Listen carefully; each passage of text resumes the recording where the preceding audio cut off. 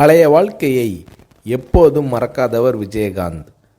பழைய விஜயராஜ் தான் இன்றைய விஜயகாந்த் என்று தன்னை பற்றி சுய விமர்சனமாக சொல்வார் விஜயகாந்த். மதுரையில் விஜயகாந்த் அவர்களுக்கு நண்பர்கள் வட்டாரம் அதிகம்.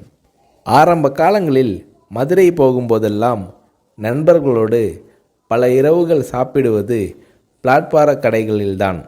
விஜயகாந்த் அவர்களின் ஃபேவரட் உணவு பருத்திப்பால். விஜயகாந்த் அவர்கள் வீட்டு பூஜை அறையில் மெக்கா மதினா படங்களும் இயேசு மேரி மாதா படங்களும் திருப்பதி வெங்கடாஜலபதியும் முருகனும் பிள்ளையாரும் சிறப்பிடம் பெறுகிறார்கள். பூஜை அறையில் இன்னைக்கு பொழுது எல்லாம் நல்லா இருக்கணும் என மனதார வேண்டிக் கொண்டு வெளியில் கிளம்புவார் விஜயகாந்த்.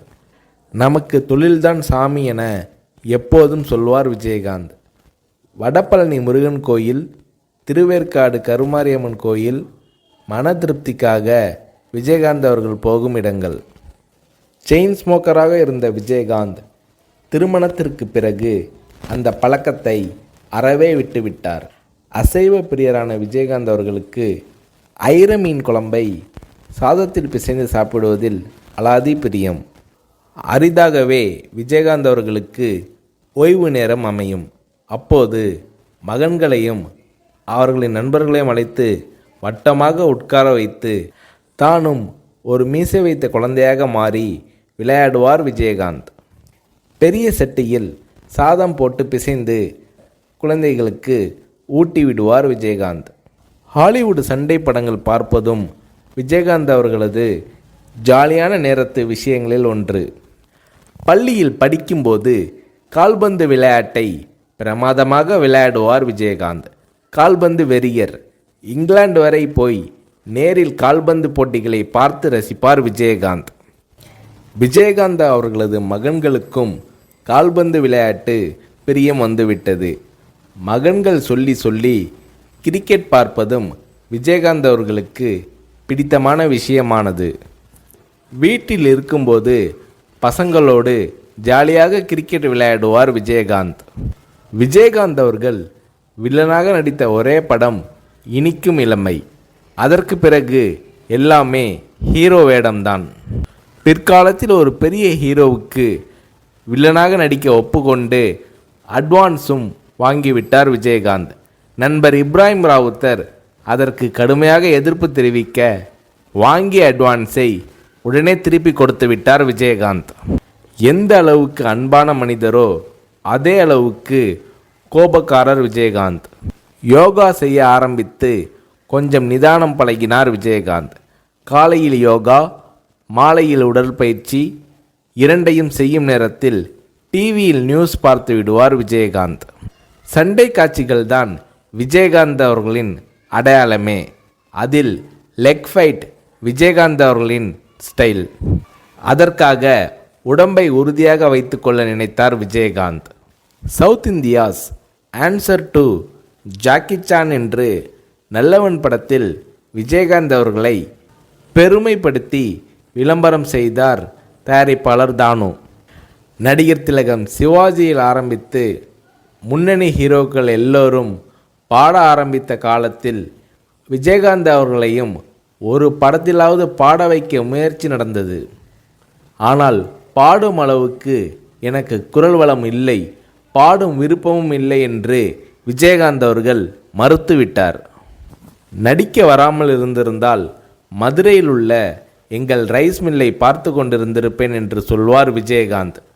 சினிமாவில் 3 தடவை விஜயகாந்த் அவர்களுக்கு மார்க்கெட் போயிருக்கிறது. மீண்டும் மீண்டும் போராடி முன்னணிக்கு வந்திருக்கிறார் விஜயகாந்த். திருநாவுக்கரசு, ஜெயலலிதா, ஆர்எம்பி கேட்டும் தராத எம்ஜிஆர் அவர்களின் பிரச்சார வேனை விஜயகாந்த் அவர்களுக்கு கொடுத்தார் ஜானகி எம்ஜிஆர் அவர்கள். அதோடு எம்ஜிஆர், ஜானகி எம்ஜிஆர் என பெயர் குறித்த மோதிரங்களையும் விஜயகாந்த், பிரேமலதா தம்பதியினருக்கு வழங்கி மகிழ்ந்திருக்கிறார் திருமதி ஜானகி எம்ஜிஆர். தான் முதலில் வாங்கிய TMM 2 என்ற எண் கொண்ட அம்பாஸ்டர் காரை பாதுகாப்பாக நீண்ட காலம் வைத்திருந்தார் விஜயகாந்த். கேப்டன் விஜயகாந்த் அவர்களால் 10ஆம் வகுப்பு வரை தான் படிக்க முடிந்தது. வறுமையால் அவரது பள்ளி படிப்பை கேப்டன் விஜயகாந்த் அவர்களால் தொடர முடியவில்லை. ஆனால் வீட்டு வேலைக்காரர்களின் பிள்ளைகளை இன்ஜினியரிங் வரைக்கும் படிக்க வைக்க உதவி செய்தார் விஜயகாந்த்.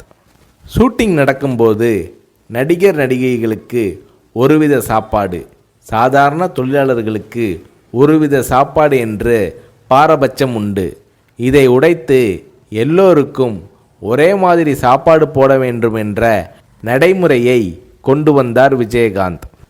ஞாயிற்றுக்கிழமை கேப்டன் விஜயகாந்த் அவர்களது வீட்டில் 50 பேராவது சாப்பிடுவார்கள். ஒவ்வொரு நாளும் அலுவலகத்திலும் அந்த அளவுக்கு சாப்பாடு நடக்கும். விஜயகாந்த் அவர்களின் குலதெய்வம் வீர சின்னம்மா. மதுரைக்கு பக்கத்தில் திருமங்கலம் அருகில் இருக்கிறது. பாழடைந்து கிடந்த கோயிலை சுற்றுச்சூழல் எழுப்பி கும்பாபிஷேகம் நடத்தி புதுப்பிக்க உதவியிருக்கிறார் விஜயகாந்த்.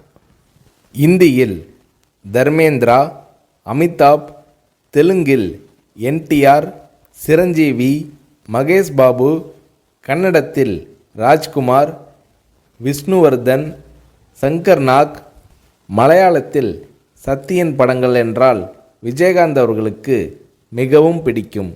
சத்யன் நடித்த கரைகாணா கடல் விஜயகாந்த் அவர்களுக்கு மிகவும் பிடித்த படம்.